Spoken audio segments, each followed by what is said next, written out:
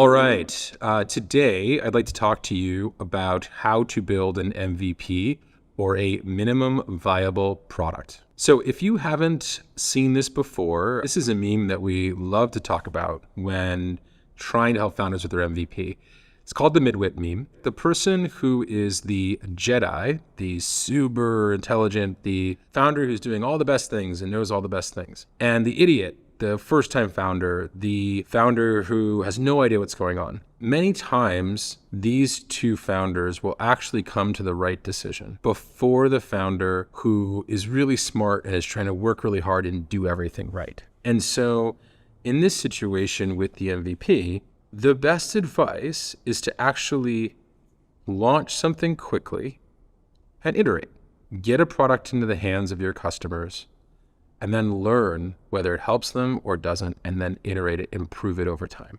The wrong answer is to do 100 surveys and 600 user interviews and contact every single one of the competitors and spend, a year fundraising and hire 100 people and, all these other things that you can distract yourself with, that it might appear like other smart things, but in reality, they really don't highlight the most important point about an MVP, which is you'd only really start learning about your user when you put a product in front of them. That doesn't mean that the thing you build in your MVP is going to work, right? It's probably not going to work. It's just the best way to start the conversation with the user and how you can solve their problems.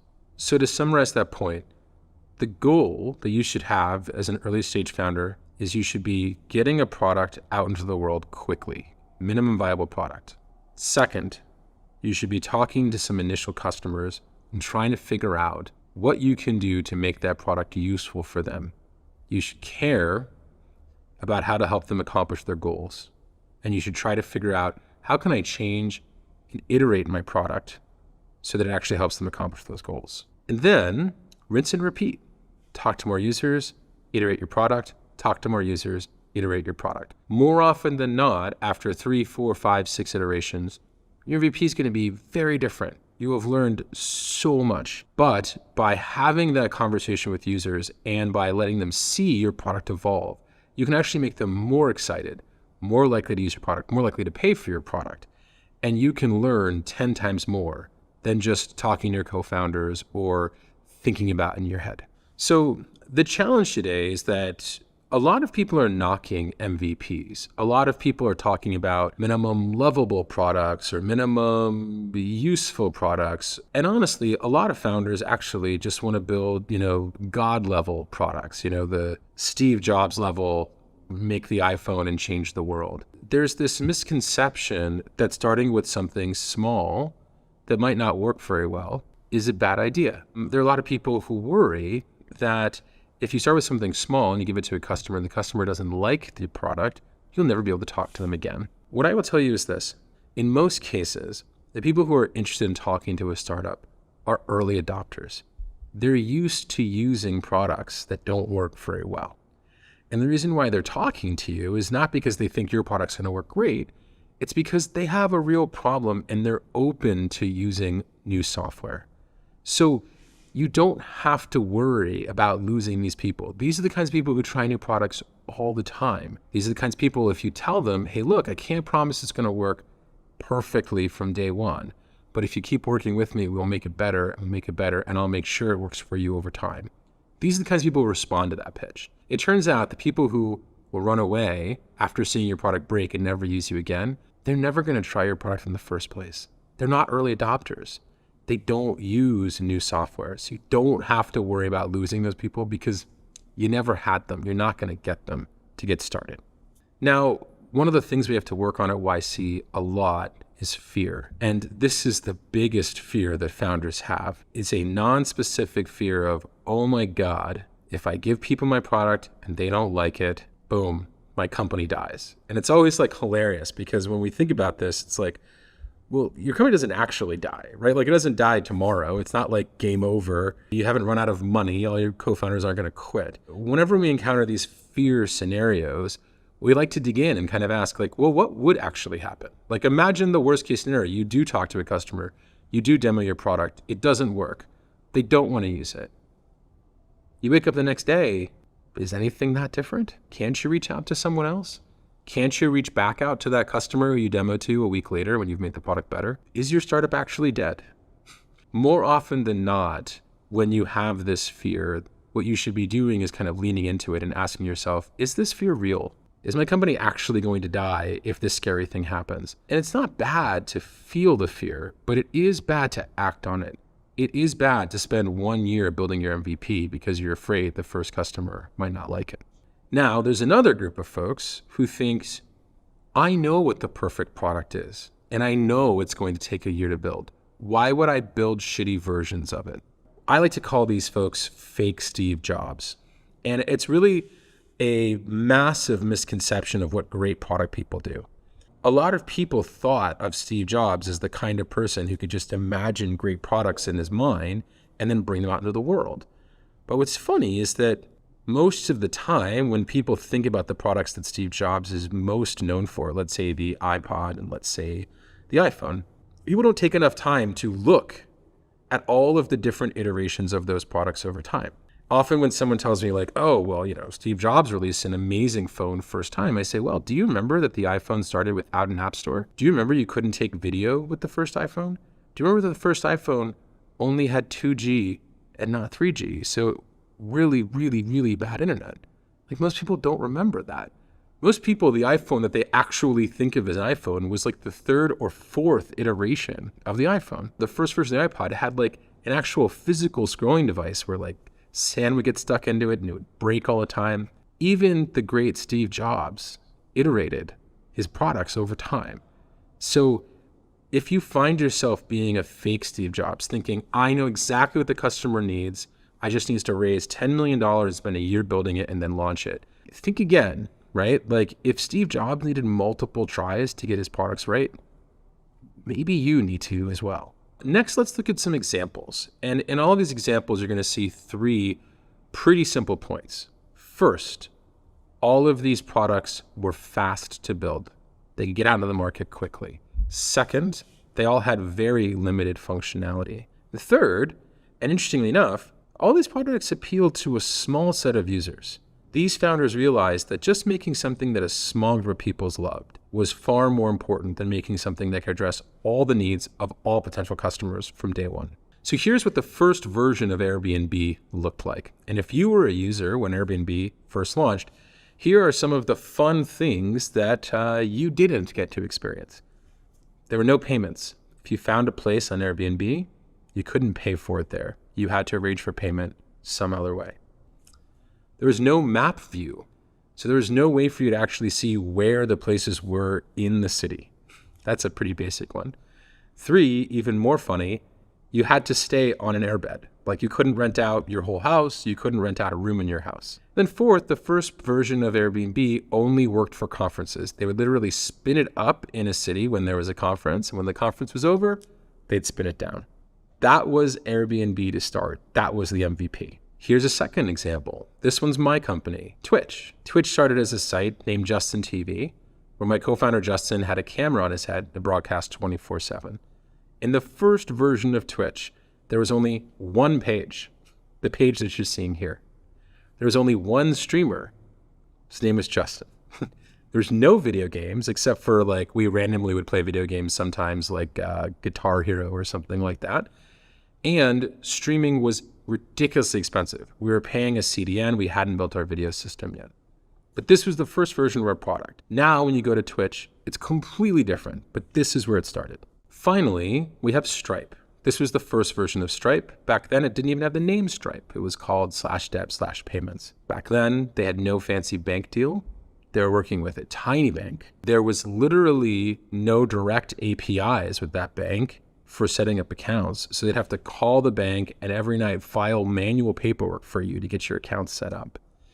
And there are almost no features in their API. The first version of Stripe was so basic that even us back in the day at Twitch couldn't use it because it didn't have enough features. But the folks who could use it were early stage YC startups who all they wanted to do was accept simple credit card payments from their customers. That's all Stripe did in the beginning, and that was more than enough to get started. So you might ask yourself, who are these people who actually want to use crappy MVPs. You're telling us that they're going to be built fast, they're going to probably not work that well, and we're going to have to iterate the hell out of them in order to actually make them good. Who are these early adopters who'd want to go through that experience? There's this fun analogy that I was told as an early stage founder. It was, you want to build your first version for customers who have their hair on fire. And I never quite understood what that meant. I mean, like, it makes sense, I guess, but I always found it more useful when I attached a story to it. So imagine that you are a person and your hair is on fire right now as you're watching this. Now imagine if I was sitting in the room next to you. What is the thing that you wish I could sell you to solve this problem? Your hair is currently on fire. Probably most of you will think some version of a bucket of water, a hose, some kind of water thing. Now that is a great product. That's like the iPhone today. That would solve your product immediately. I don't have that. I'm a founder. I've got an MVP. What I'm selling is a brick. Now, what would you do if I was selling you a brick? Now, some of you are like, well, I would leave the room. Like, I couldn't use a brick, blah, blah, blah, blah. Bullshit, your hair's on fire.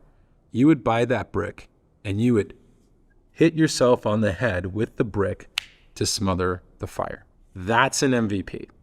It's not the perfect solution, but you are in so much pain as a customer, you will use a non-perfect solution to solve your problem. That's the customer you should be going after. For customers who are not desperate, you can wait. You don't have to go after them now. Just go after the desperate ones first. It'll make your life a lot easier. Now, I know some of you, especially those who've gone to business school, I know a lot of you have said, I can skip this step.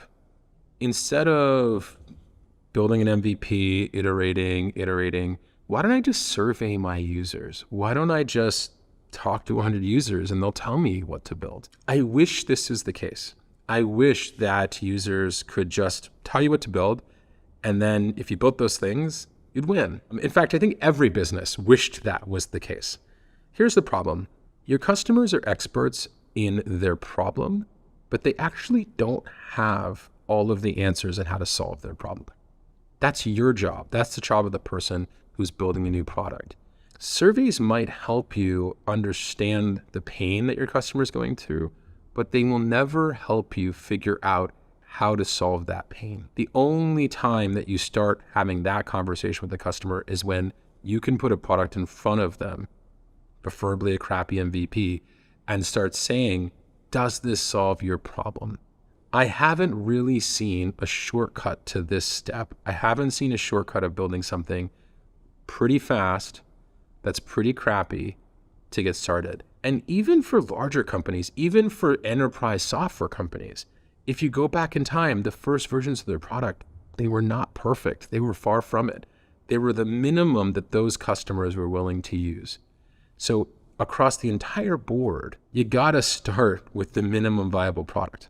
I think one of the most important points that I want to leave you with is that you don't start your startup with all the answers. Building a startup, especially the first phase of building a startup, pre-product market fit, is all about learning. It's all about taking some of the insights that you start with, bringing them to the market, and learning. Most of the solutions, most of the best parts of products you use today were discovered after those products were launched, when those founders were learning from their users. And building and launching an MVP is the fastest way to start the process of learning. And the faster you learn, the more likely you are to build something that people love before anyone else. So let's say I've convinced you that now you actually want to build an MVP. How do you make sure you do it quickly? Here's some tricks. 1, give yourself a very specific deadline. It's a lot easier to make sure that you're building something that's the minimum viable product if you give yourself 2 weeks or a month and a half to complete it versus if you don't give yourself a deadline. Second, write down your spec. If you think that there are 5 or 10 features required in order to launch an MVP, write them all down. Don't put yourself in the position where you're constantly trying to figure out, should we have that feature? Should we not have that feature? I don't remember the feature we talked about the other day. How should it look? How should it work? If you write it down, then you can just focus on building. instead of continuously debating what should be built. Number 3, cut that spec. After you write all that stuff down, go through each one of those items and ask yourself, does a truly desperate customer need that feature to start? You'd probably be surprised at how many features you can leave off for the second, third, or fourth version of your product and just get the basic stuff out first. And then number 4, and most important, don't fall in love with your MVP. It's going to change. You're going to iterate it. It's going to get very, very, very different over time. You want to do it fast, and you don't want to fall in love with it. You want to fall in love with your customer, with your user, not in love with the crappy initial product that you're building to start learning from that user. All right. So hopefully you don't need any more convincing. You understand that the simplest and easiest path and the smartest and most Jedi path is to build and launch your product and then iterate it. And so I wish you all a lot of good luck.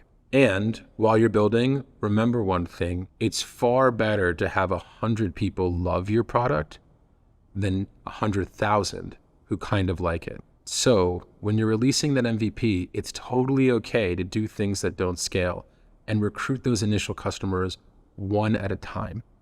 If you care about those customers, I promise you, they will talk to you, that you can work with them, and you can help them figure out how to solve their problems. And as a result, help figure out how to build a great product for them. Thank you very much, and good luck.